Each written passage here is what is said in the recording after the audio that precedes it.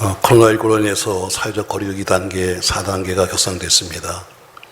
이제 오늘 여러분과 함께 드리는 대면 예배 후에 공식적으로는 2주간입니다만 사실 몇 주가 될지 모르는 예배 상실의 기간이 시작되었습니다. 사실 정부나 교계에서도 저희가 문의한 바에 의하면 전혀 4단계까지는 가지 않을 것이다 해가지고 아무런 준비가 안 되어 있습니다. 교회는 어떻게 할 겁니까? 하고 물었더니 아직 회의를 하지 못해서 화요일 정도까지 교회의 방침을 알려주겠다 할 정도로 전혀 준비하지 않고서 지금 4단계가 시작되었습니다. 사실 교회를 많은 사람들이 혐오시설처럼 바라봤습니다. 교회를 통해서 전염병이 옮겨났다 이런 얘기를 많이 했잖아요. 또 마치 교회를 전염병의 감염의 온상지 같이 이야기했습니다.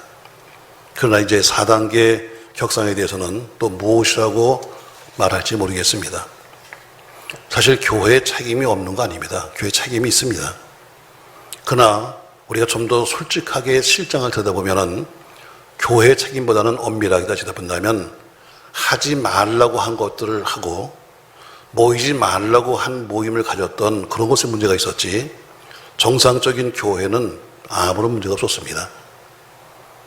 다시 말해 정부나 교회에서 하지 마세요 하는 것들을 굳이 모여서 무슨 신천지니 또 혹은 어디 무슨 상준이에서 모여가지고 하지 말란 것들을 한 것이 문제였었지.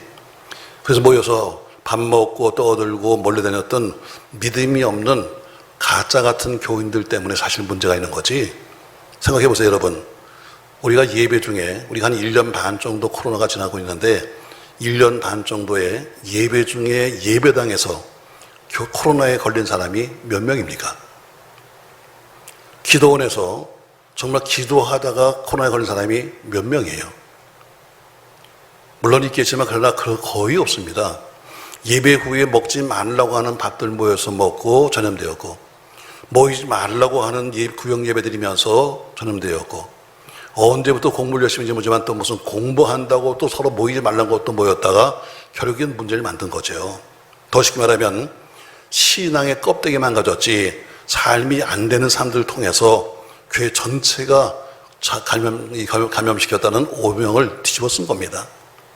그렇게 그리스도인으로 산다는 것은 쉬운 게 아닙니다. 나 혼자 하고 싶은 거 하고 나 혼자 먹고 싶은 거 먹으려는 것이 아니라 그리스도인이라고 하는 것이 여러분 산다는 것이 쉬운 게 아니에요. 세상은 복잡합니다. 세상은 악해요. 언제나 우리를 미혹하기도 하고 언제나 우리를 위협하기도 합니다. 고고하게 믿음을 지키고 성결함을 지켜오며 살기에는 세상이 너무나 악하고 나 혼자 거룩함을 유지하기에 우린 너무나 약합니다. 그렇다고 해서 제가 여러분에게 세상과 함께 어울려 살라고 하는 이야기는 절대로 아닙니다. 오늘 바울은 사랑했던 데살로니가 교회에 편지를 쓰면서 오늘 마지막에 아주 강한 명령을 하고 있습니다. 편지 마지막이라는 것은 결론이라는 이야기입니다. 근데 그 결론에 아주 강하게 거절할 수 없는 강력한 힘을 가지고 오늘 그들에게 명한다라고 말하고 있습니다. 권면하는 것도 아닙니다. 해달라고 부탁도 아닙니다. 명하노니 이렇게 본문을 시작하고 있습니다. 적어도 주님의 재림을 기다리는 성도라고 하면 귀를 기울이고 들어야 할 말씀이다. 주님을 사랑하는 사람이라면 관심을 가지고 들어야 될 내용이다. 우리는 사실 데살로니가 교회 교인들이 이 편지를 받은 다음에 얼마나 변화되는지는 알 수가 없습니다. 이미 교회도 없어졌을 뿐 아니라 사도 바울도 이상 사람이 아니니까요. 그러나 오늘 이 편지는 이 시대, 이 코로나 시대에 지금 비대면 예배를 앞두고 있는 여러분과 저 교회를 향하신 성령님의 음성으로 오늘도 남아 있습니다. 저는 이 말씀을 성령께서 교회와 우리 계시는 말씀으로 듣고 믿고 순종하시길 주의 이름으로 부탁합니다. 오늘 이 데살로니가 전후서가 쓰여진 배경이 있습니다. 다 모든 편지는 쓰는 이유가 있죠. 제가 여러분에게 문자를 보낸 것도 다 이유가 있는 것처럼 다 이유가 있는데 오늘 이 편지를 쓰게 된 이유가 뭐냐면은 그 교회 속에 이런 사람들이 있었습니다. 주님이 곧 오신다. 물론 초대교회는 모두가 주님이 재림하신다는 사상이 투철했습니다. 근데 그게 좀 지나쳐가지고 이제 주님이 오시는데 뭘 우리가 일할 거 뭐 있냐. 주님이 오시기 전까지 그냥 있는 거 먹고 살다가 없으면 좀 부한 사람 거 좀 같이 살다가 이러고 주님 오면 되는 거지 뭐 하려고 이래 하면서 오늘 임박한 재림 사상에 빠져가지고 일하지 아니하고 빈둥거리고 게으름 피는 사람들이 교회 속에 있었습니다. 또 이런 무리가 있었습니다. 스스로 잘난 체하면서 사도들의 말씀을 무시하고 시결한 목사의 말을 무시하고 자기 방식대로 믿고 자기 방식대로 교만을 떨고 있는 소위 은혜파라고 자칭하는 사람들이 있었습니다. 이들은 전혀 말 듣지 않습니다. 내가 기도하면 응답을 받고 내가 기도하면 환상을 구하면서 은혜라고 말하면서 떠들고 있는 은혜파들. 또 교회 속에 소문이 퍼집니다. 이상한 소문이 퍼지는데 주의 날이 가까웠다는 이상한 편지가 돌아다니고 있고 이상한 문서가 다니면서 교회를 잠식시키고 있을 때였습니다. 이런 모습을 보니까 교회 속에 있는 사람들 중에서 이런 모습들을 바라면서 시험에 들어가지고 이제는 맥없이 모두가 신앙을 포기한 사람들도 많았습니다. 바로 이런 배경을 가지고 복음 말씀은 씌워진 겁니다. 다시 말해 임박한 재림 사상 때문에 놀고 먹고 있는 사람들, 또 소위 은혜파라고 해서 지멋대로 신앙하는 사람들, 또 이상한 소문과 이상한 편지를 통해서 교회를 흔들고 있는 이들들, 여기에 시험 들어서 넘어져 있는 교인들을 바라면서 오늘 바울은 이 편지를 쓰는 겁니다. 오늘 우리 환경과 다를 거 없습니다. 오늘 이 시대의 교회와 다를 거 없습니다. 그래서 오늘 이 편지의 수신자가 사실은 이들이 아니라 오늘은 여러분과 제가 수신자가 되어서 오늘 이 말씀을 들어야 합니다. 모두가 마지막 시대라고 말하고 있습니다. 또 그러나 수없이 많은 것들이 우리를 넘어뜨릴 수 있는 조건, 또 주변 환경 속에서 여러분과 같이 살고 있는데 오늘 사도 바울의 권면이나 여기 이 목사 하는 설교 듣지 마시고 하나님이 이 시대에 여러분과 저에게, 하나님이 이 시대에 살아가는 여러분과 저에게 주시는 말씀으로 받으시기를 주의 이름으로 축복합니다. 오늘 바울은 이렇게 말씀을 시작하고 있습니다. 본문에 보니까 이렇게 말하죠. 6절, 형제들아 우리 주 예수 그리스도의 이름으로 너에게 명하노니 해서 명한다고 말합니다. 이것은 해조가 아닙니다. 명했다는 겁니다. 도대체 뭘 명했을까? 크게 세 가지를 명하고 있습니다. 6절 말씀 보세요. 형제들아 우리 주 예수 그리스도의 이름으로 너희를 명하노니 게으르게 행하고 우리에게서 받은 전통대로 행하지 아니하는 모든 형제에게서 뭐하라? 떠나라고 말합니다. 오늘 바울은 지금 내 자신을 지키기 위해서 말씀대로 살지 않는 사람들에게서 떠나야 한다, 이렇게 말합니다. 떠나야 한다. 신앙생활이 뭔가 아주 쉽게 말하면 한마디로 떠나는 게 신앙생활입니다. 믿음의 조상이었던 아브라함이 그렇게 떠남으로 시작을 했고 그 위에도 하나님 부르심 받은 많은 사람들이 모두가 공통점이 있는데 자기가 살고 있던 현장, 자기가 살고 있던 환경에서 떠남으로 시작이 되었습니다. 야곱은 말씀을 따라 집을 떠나 하란으로 갑니다. 모세는 하나님 말씀을 따라서 장인 이드로의 집을 떠나서 바로의 궁전으로 들어갑니다. 베드로, 요한도 야고보도 모두가 자기 자신을 떠난 사람들이었습니다. 이 떠남이 예수의 제자가 되게 하였고 결국 그들의 운명을 영광스럽게 바꾼 겁니다. 근데 오늘 본문에 보니까 떠나야 할 곳을 말씀하고 있습니다. 네가 어디서 떠나야 될 것이냐?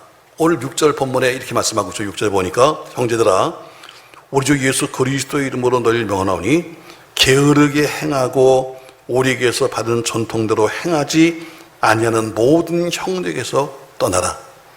다시 말해 신앙생활을 하는데 규모 없이 제멋대로 살고 사도의 가르침을 무시하고 행치 않는 사람들에게서 너는 떠나야 한다, 이렇게 말씀하고 있습니다. 요한계시록 18장 4절에 보면은 요한계시록은 성경의 맨 마지막 부분이고 사도 요한이 반모섬에서 지금 마지막 봤던 마지막 새 하늘과 새 땅에 관한 이야기인데 18장이면 거의 마지막 부분입니다. 거의 마지막 부분에서 이렇게 하나님은 그 요한을 통해서 말하고 있습니다. 4절 말씀, 또 내가 들으니 하늘로부터 다른 음성이 나와 이르되 내 백성아 거기서 나와 그의 죄에 참여하지 말고 그가 받을 재앙들을 받지 말라 하고 말씀했습니다. 내 백성아 거기서 나와야 한다. 거기서 나와서 그들의 죄에 참여하지 말고 그들이 재앙받을 때 너는 그 재앙 받지 말아라, 이렇게 말합니다. 그럼 앞구절에 보니까 그가 나와야 할 곳이 어디냐?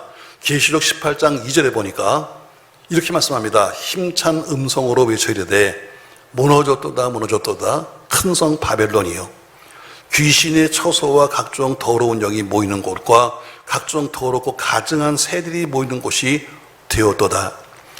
무너졌다. 큰 성 바벨론이 무너지는데 무너지는 바벨론에서 네가 나와야 살 수 있다라고 말씀하면서 넌 타락한 도시, 우상의 도시에서 나와서 그가 받을 재앙을 피하라고 말씀하고 있습니다.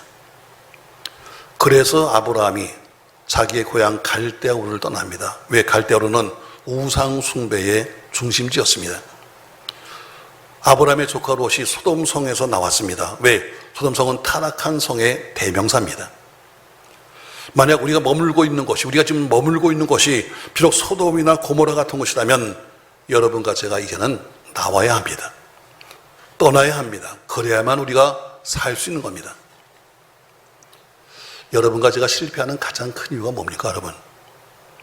우리가 살아가면서 인생에 실패하고 사업에 실패하고 목회에 실패하고 하는 실패하는 가장 큰 이유가 뭐냐? 떠나야 할 곳을 떠나지 않기 때문에 실패하는 겁니다. 이제는 그만 떠나야 할 텐데 차마 미련 때문에 떠나지 못하고 정 때문에 떠나지 못하는 이것 때문에 여러분과 제가 결국에는 실패를 하는 겁니다. 주님의 제자는 12명이지만 주님 주변에는 많은 사람이 쫓아다녔습니다. 그 중에서 나도 제자가 되고 싶어요. 이런 사람들이 굉장히 많았어요. 어느 날 한 청년이 말합니다. 예수님, 나 당신 제자가 되고 싶습니다. 했더니 예수님이 가만히 보더니 그래, 너 날 따라와라 했습니다. 저 따르라고 했더니 그 청년이 반응을 합니다. 뭐라고 반응을 한가? 이렇게 말합니다. 마태복음 8장 21절에 보니까 제자 중에 또 한 사람이 이르되 주여 내가 먼저 가서 내 아버지를 장사하게 허락하옵소서 이렇게 말합니다. 예 주님, 그럼 저는 주님을 따라가겠습니다. 그런데 따라가기 전에 출발하기 전에 가서 죽은 아버지 장례 치르고 와서 따라가겠습니다 했더니 22절 말씀에서 예수께서 이르시되 죽은 자들이 그들의 죽은 자들을 장사하게 하고 넌 날 따라라. 너 가서 아버지 장례 치를 것이 아니라 그거는 남들에게 맡기고 날 따라와 이렇게 말씀하십니다. 이 청년이 했던 말을 문자적으로 풀어본다면 장례 치는데 걸리는 건 불과 시간적으로 보면 하루입니다. 근데 그 하루도 하나님 용납하지 아니하시고 하루도 잊지 말고 날 따라오라 이렇게 말합니다. 누가복음 9장 61절 가면 또 다른 사람이 이르되 주여 내가 주를 따르겠나이다마는 나로 먼저 내 가족을 작별하게 하십시오 이렇게 말합니다. 예 주님, 저도 제자가 되고 싶은데 나가서 우리 가족들한테 인사하고 오겠습니다. 이건 최소한의 부탁입니다. 내가 지금 집을 나가서 딴 데 간다면 최소한도 집에 가서 나 어디 갑니다 하고 말하는 건 최소한이죠. 그런데 우리 주님은 그것까지도 거절했습니다. 그리고 말씀하시기를 62절에서 예수께서 이르시되 손에 쟁기를 잡고 뒤를 돌아다보는 자는 하늘나라에 합당하지 않다 이렇게 말합니다. 다시 말해 주저하지 마라. 여러분이 지금 앉아 계신 그 자리가 주저하는 자리가 어딘가 한번 생각해 보세요. 어떤 사람은 열심으로 신앙생활을 하다가 열심으로 사회를 하다가 열심으로 인생을 살다가 어떤 이유든 간에 주저앉았다면 에휴 넘어진 김에 쉬었다 가자면서 그렇게 쉬는 사람이 계실 겁니다. 어떤 사람은 상반기 다 갔으니까 좀 쉬었다가 내년부터 뭔가 제대로 한번 믿어봐야지 이런 분도 계실 겁니다. 어떤 사람은 정말 이러면 큰일 나지. 본인이 압니다. 내가 이러면 큰일 나지. 이러다가 내가 정말 큰일 당하지. 이렇게 느끼면서도 그래도 차마 미련과 애착 때문에 계속 나오지 못한 사람도 있을 겁니다. 바로 거기가 죽음의 문턱인데도 모르고 산 사람도 있습니다. 여러분, 자기를 돌아보셔야 합니다. 내가 지금 있을 자리가 있어야 될 자리인가 빨리 떠날 자리인가를 사람은 구분해야 합니다. 여러분, 개구리 이야기 아시죠? 개구리를 잡아서 가마솥에 집어넣습니다. 찬물 속에 집어넣었어요. 그리고 불을 떼는데 미지근하게 물이 데워져 옵니다. 개구리가 기분이 좋았습니다. 야, 살만하다가 결국에는 그 개구리는 나오지도 못한 채 거기서 푹 삶아지고 마는 겁니다. 사람은 어느 날 갑자기 쥐구덩이에 빠지지 않습니다.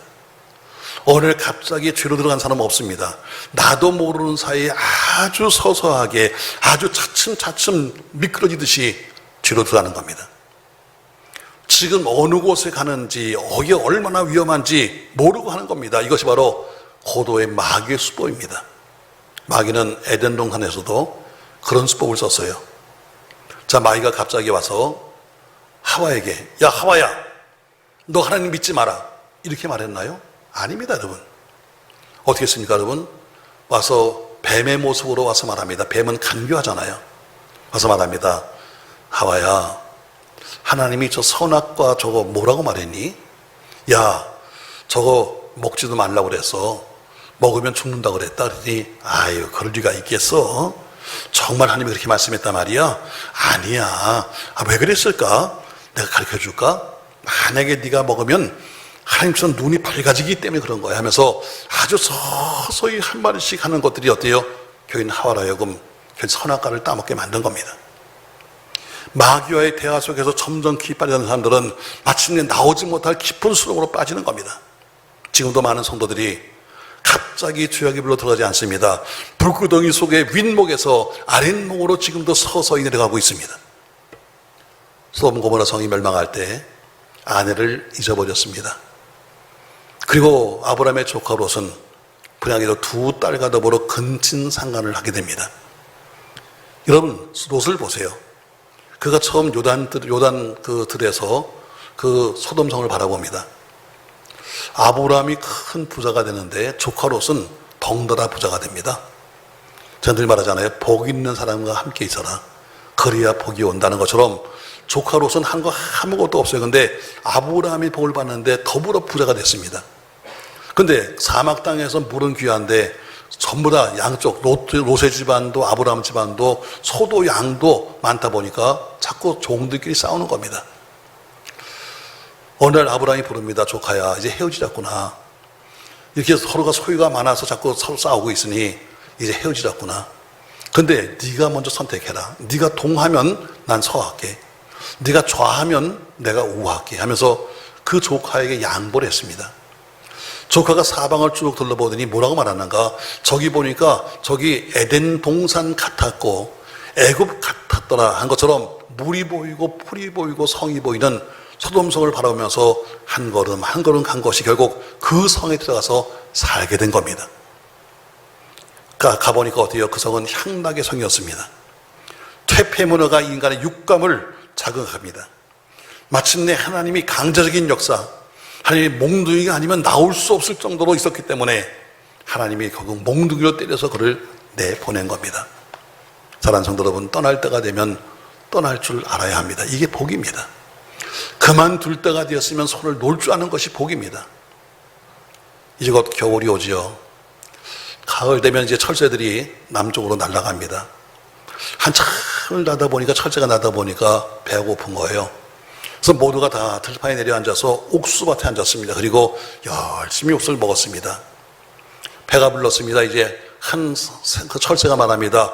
야, 이제 배부르니까 이제 출발하자 했더니 그중에 한 마리가 말합니다. 야, 이렇게 맛있는 옥수를 두고 어떻게 출발하냐? 우리 하루만 더 있다 가자.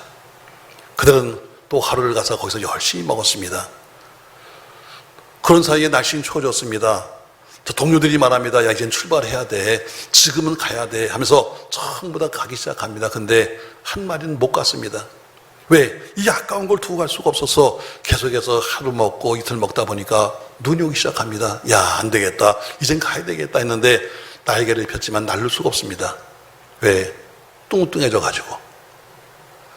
계속 다 파먹다 보니까 어때요? 몸은 비대졌는데 이제 날아갈 수가 없는 겁니다. 결국 그 새는 눈 속에서 파묻히고 죽어 말았습니다.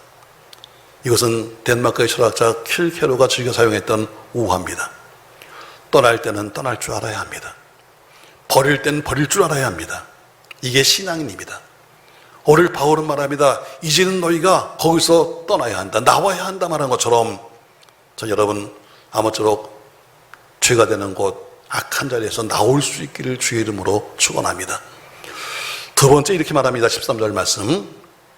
형제들아, 너희가 선을 행하다가 낙심하지 마라. 이렇게 말합니다.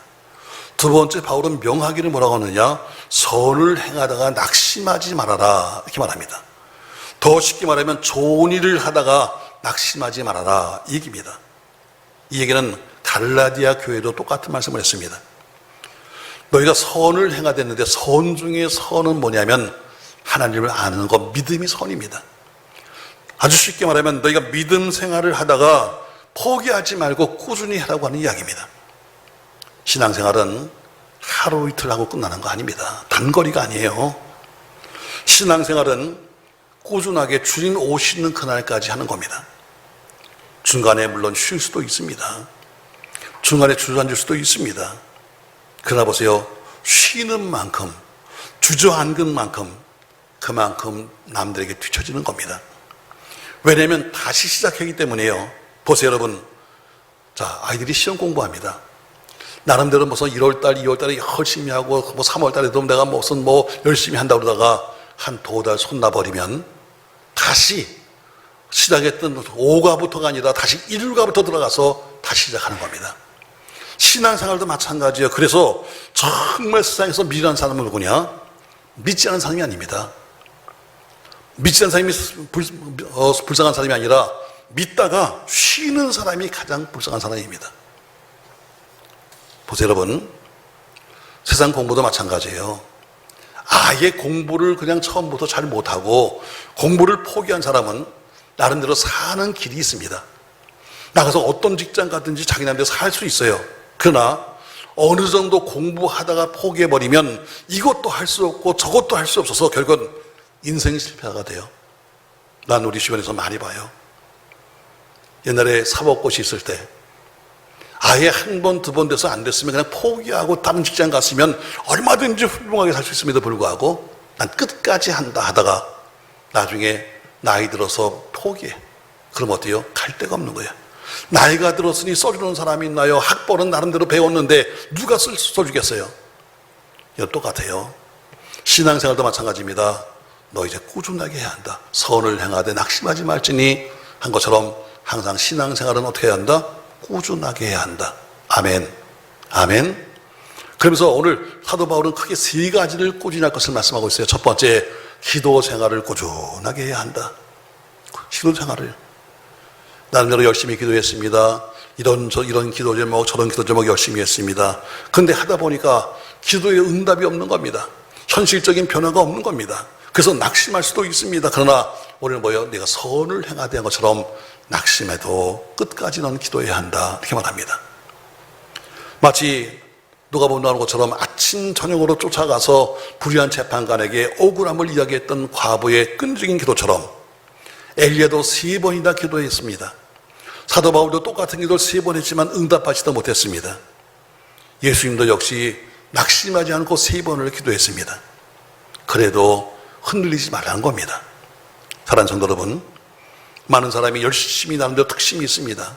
그러나 곧 하다가 손을 놔버립니다. 에이, 하나님이 응답 안 하시나 봐. 에이, 하나님이 안 계신가 봐. 아니에요. 하나님이 지금도 응답 중에 있습니다. 그러므로 기도하다가 결코 쉬지 말아라. 이렇게 말하고 있습니다. 또 뭘 하지 말라는 것인가? 혹시 누가 뭐라고 해도 미혹당하지 말라고 말하고 있습니다. 여기서 이런 얘기, 저기서 이런 얘기도 미혹당하지 말아라. 흔들리지 마는 겁니다. 여러분이 기도했는데 하나님이 지금도 응답 안 하고 계십니까? 하나님 나에게 큰 은혜를 주세요. 우리 가정 좀 살려주세요. 우리 아이 좀 살려주세요 하고 기도했는데 아직까지 여러분 별 응답이 없으신가요? 아니에요. 하나님이 지금 응답 중에 있습니다. 변화 중에 있습니다. 갑자기 밥이 됩니까 여러분? 다 뜸들이는 기간 되는 것처럼 지금도 하나님은 여러분 것을 위해서 일하고 있습니다. 사랑하는 성도 여러분, 많은 사람이 어때요? 기도하다 안 되니까 여기저기 쫓아다니면서 말이죠. 무슨 예언자라고 쫓아다니고 어디에서 예언받고 하는데 아니요. 하나님은 지금도 일하고 있습니다. 아멘. 또 뭐라고 말합니까? 너 가서 선한 일 하다 쉬지 말아라. 낙심하지 말라는 것은 사랑의 수고를 쉬지 말고 하는 이야기입니다. 사랑의 수고. 사랑의 수고가 뭡니까 여러분? 그리스도의 이름으로 섬기는 게 사랑의 수고입니다. 근데 네가 그렇게 그리스도 이름으로 사람들에게 섬기다가 어느 순간에 안 된다고 해서 포기하지 말고 계속해서 섬겨라. 왜? 남을 섬기는 것은 한도 끝도 없는 겁니다. 죽는 날까지 하는 겁니다. 아무리 해도 성과가 없는 것 같습니다. 여러분 보세요. 고아원에 가서 아이들을 돌봅니다. 이게 무슨 성과가 있나요? 양로원 가서 어르신들을 돌봅니다. 무슨 대가가 있나요? 없습니다. 여러분, 우리 이야기 합시다. 여러분, 어쨌든 우리가 매년 여러분이 헌금해서 쓰고 있는 것 중에 약 33%를 남에게 주고 있습니다. 어려운 사람, 어려운 교회, 해외 교회, 불쌍한 사람들 나눠주고 있는데, 그런다고 해서 뭐가 생겼습니까? 누가 우리에게 잘했다고 칭찬을 해줍니까? 아니면 누가 알아줍니까? 그래도 하는 겁니다. 왜? 선한 일이니까. 아멘. 맞습니다, 여러분. 그래서 선교, 실질적인 대가가 있습니까, 여러분? 없습니다. 근데 언제까지 합니까? 그래도 주님 오시는 세상 끝날까지 그 일을 하라는 겁니다. 바로 이것이 선을 향하다 낙심하지 말지니 때가 되면 거둔다는 겁니다. 사랑하는 성도 여러분, 좋은 일, 기도하는 일 계속하시길 주의 이름으로 축복합니다. 세 번째 보니까 또 뭐라고 말하는가? 14절 보세요. 같이 한번 읽겠습니다. 14절. 누가 이 편지의 한 우리말을 순종하지 아니하거든 그 사람을 지목하여 사귀지 말고 그로 하여금 부끄럽게 하라. 그러나 원수같이 생각하지 말고 형제같이 권면하라. 세 번째 뭐라 그럽니까, 여러분? 자, 말씀을 순종하지 않는다고 할지라도 그를 원수로 보지 마라. 그래도 형제로 대해라. 이렇게 말합니다. 살다 보면 우리와 모습이 다른 사람도 있습니다. 살다 보면 우리와 신앙이 다른 사람들도 있습니다. 말씀을 떠난 사람도 있죠. 교회를 등지고 복음을 등진 분들도 있습니다. 아무리 목회자가 설득을 하고 아무리 목회자가 권면을 해도 전혀 듣지 않고 신앙 공동체를 어지럽게 한 사람들도 있습니다. 그래서 오늘 맨 앞에서 뭐요? 내가 명하노니 그들에서 떠나라고 말씀했습니다. 왜? 떠나지 않으면 네가 오염되니까 네가 떠나야 된다고 말합니다. 그러면 같이 어울려 있다가 그 사람을 놔두고 다 떠나버리면 이 사람이 얼마나 부끄럽겠어요. 그래, 자기의 죄를 깨닫고 부끄럽게 만들어라. 그러나 비록 떠났다 할지라도 그 사람을 원수같이는 보지 말아라. 그들은 우리의 형제니까 이렇게 말합니다. 왜입니까, 여러분? 그들도 우리 형제다. 하나님은 선한 사람이나 악한 사람 누구에게나 똑같이 해필 주신다. 골고루 해필 주신다. 하나님은 유대인이나 헬라인이나 로마인이나 누구에게나 똑같은 하나님이시다. 그러므로 동일하신 은총을 받기 때문에 하나님은 그들까지도 구원받기를 원하십니다. 보세요, 여러분. 아들이 둘이 있습니다.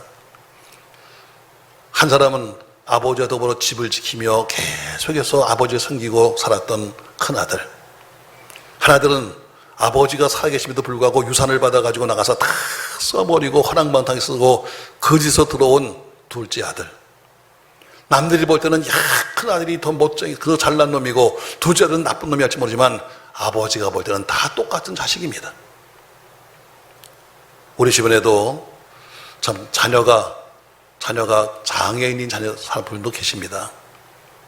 우리가 볼 때는 무슨 걸음걸이가 어때요, 뭐가 어때야 할지 모르지만 그러나 그것을 바라보는 엄마 아빠는 평상인 아들보다 아이가 더 귀한 겁니다. 하나님 하신 말씀이 바로 그 얘기입니다. 아주 더 쉽게 말하자요. 자, 믿다가 신천지 간 사람도 있습니다. 믿다가 이단으로 빠진 사람도 있습니다. 그들에선 떠나라. 그러나 그들은 우리의 원수가 아니다. 그들에게 원수처럼 대하지 말아라. 왜? 그들은 다 하나님의 구원 대상이요 형제이기 때문에 그렇다. 오늘 이렇게 말씀하시는 겁니다. 사랑하는 성도 여러분, 내가 믿음 안에 있다고 해서 다른 사람을 정죄하거나 내가 믿음 안에 있다고 다른 사람을 결코 자만하지 말라는 겁니다. 갈라디아서 6장 1절에 바울은 이렇게 편지를 쓰고 있습니다. 형제들아, 사람이 만일 무슨 범죄한 일이 드러나거든 신령한 너희는 온유한 심령으로 그러한 자를 바로잡고 너 자신을 살펴보아 너도 시험 받을까 두려워하라 이렇게 말합니다. 바울은 갈라디아에 편지 쓰면서 자, 무슨 범죄한 일이 생기면은 너희는 다른 사람을 온유하게 교훈해라. 온유하게. 다른 사람에게 온유하게 가서 그들에게 권하되 그러나 너는 네 자신에게는 철저하라고 말씀하고 있습니다. 이게 신앙인입니다. 남에게는 온유하게, 자신에게는 철저하게. 이게 신앙이네요. 근데 우린 거꾸로입니다. 나에게는 너그럽게, 남은 작사를 내야지. 이게 우리 현실적인 모습이에요. 내가 좀 뭐 실수하면 다 그럴 수 있는 거 아니겠어요? 그러고 떠나지만 다른 사람이 실수하면 그냥 어떻게든지 뭉개버리고 싶은 것이 우리의 심령이에요. 근데 바울은 뭐라고 그래요? 남에게는 온유한 말로 해. 그러나 너 자신은 철저하게 해라 하고 말한 것처럼 그게 바로 그리스도의 인들의 모습입니다. 예수님도 산상손을 통해서 비판받지 않으려면 비판하지 말라고 말씀했습니다. 저는 사실 원래 이번 주간에 할 설교는 다른 설교였습니다. 근데 코로나19가 격상되면서 다시 여러분과 더불어 앞으로 2주간 못 보고 앞으로는 4주간 못 볼지 모르는 이런 상황 속에서 다시 한번 점검하기 위해서 오늘 제가 본문을 바꿨습니다. 여러분, 교회를 다니는 것은 쉽습니다. 그냥 웬만큼 의지만 있어도 교회는 다닐 수 있습니다. 그러나 성도의 생활을 하기는 쉽지 않습니다. 끝없이 자기 결단이 필요하고 믿음도 있어야지만 그러나 자기 의지도 약해서는 절대로 믿음 생활을 하지 못합니다. 일을 시작하는 것도 중요하지만 끝까지 해낼 수 있는 지구력과 인내력도 필요합니다. 왜냐하면 신앙생활은 하루 이틀로 끝나는 것이 아니기 때문입니다. 넓은 마음이 필요합니다. 바로 이것이 주님의 마음이고 주님의 삶입니다. 전 여러분이 이런 그리스도인의 모습으로 이번 어려운 고비를 잘 이기시기를 예수님의 이름으로 축원합니다. 지금 상황이 참 안 좋잖아요. 오늘 아침에 다음에 보니까 그래도 명품관에는 여러분도 보셨을 겁니다. 수백 명이 줄을 서가지고 명품관에는 사회적 거리두기 없습니다. 명품에 비치면 코로나도 보이지 않습니다. 그러면서 가서 서 있는 꼴들을 보면서 전 생각했어요. 저 속에 목사 부인은 몇 명 있을까? 저 속에 장로 부인은 몇 명이나 저 속에 있을까? 저 속에 십자가를 가슴에 달고 귀걸이를 달고 다니는 소위 말하는 예수쟁이는 저 코로나라고 했는데 이 사상에서 줄을 저렇게 서서 지금 지키지도 않는 저들 속에 몇 명이나 있을까? 명품 나쁜 거 아닙니다. 그러나 사람은 때를 알아야 합니다. 때를. 지금 누울 땐가 잘 땐가 쉴 땐가 이게 지혜입니다. 오늘 바울은 여러분과 저에게 편지를 쓰고 있습니다. 과거 2000년 전에 교회 보낸 것이 아니라 지금 코로나 시대에 지금 4단계 앞에 있는 여러분과 저에게 편지 쓰는 겁니다. 너 떠나야 한다. 말씀대로 행치 않는 곳에서 떠나야 한다. 왜? 거기 있으면 네가 오염돼 버리니까. 여러분, 떠날 것을 떠나십시오. 버릴 것을 버리십시오. 거기 있으면 안 되는데 거기 있지 말고 나오십시오. 두 번째, 선을 행하다 낙심하지 말아라. 쉽게 말하면 믿음 생활 하다가 너 포기하지 말아라. 기도하다가 결코 손 놓지 말아라. 선한 일을 하다가 결단코 그만두지 마라. 왜? 선을 행하되 낙심하지 마라. 왜? 우리 하나님이 지금도 일하고 계시니까. 세 번째, 순종하지 않는 사람도 있습니다. 불순종한 사람도 있고 떠난 사람도 있다 할지라도 원수도 보지 말고 형제로 봐라. 왜? 하나님은 우리 모두를 다 똑같이 사랑하고 계시니까. 사랑하는 성도 여러분, 아무쪼록 2주간 어떻게 바뀔지 모릅니다만 건강하십시오. 꼭 여러분이 있어야 할 자리에 있으십시오. 여기저기 헤매고 다녀서 여러분 남에게 피해 주지 말고 신앙인다운 모습으로 이럴 때 여행 간다 떠들지 말고 말씀 여행. 성경을 들고 여러분 앉아서 말씀을 읽는 말씀 여행을 다니면서 우리 주님과 더불어 좋은 영적 추억을 만들어가는 여러분과 제가 되시기를 예수님의 이름으로 축원합니다.